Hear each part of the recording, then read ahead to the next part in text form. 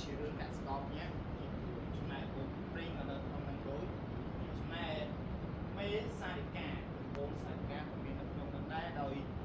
មេសារិកានៅជុំចំណែកពោទីក៏ឲ្យពេលព្រីងសម្រាប់មេវាបងនិយមទៅជាដើមចំណែកពីកាលកានៃរឿងជាការគឺសម្ដៅទៅលើពេលពេលចំណែកការគឺសម្ដៅទៅលើទីកាន់កន្លែងចុះពុំតែស្រយាលមួយ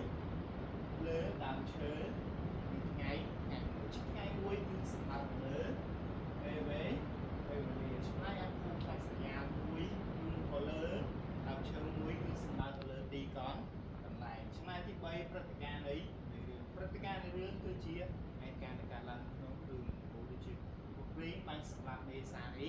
កាចំណែកកូនសាយកាយយំរកមេគឺមកពីព្រីងបានសម្លាប់មេរៀននេះបាទចឹងសម្រាប់មេរៀនរបស់លោកគ្រូនៅថ្ងៃនេះក៏ដល់ទីបញ្ចប់អរគុណបងប្អូនអរគុណសម្រាប់ការតាមដាន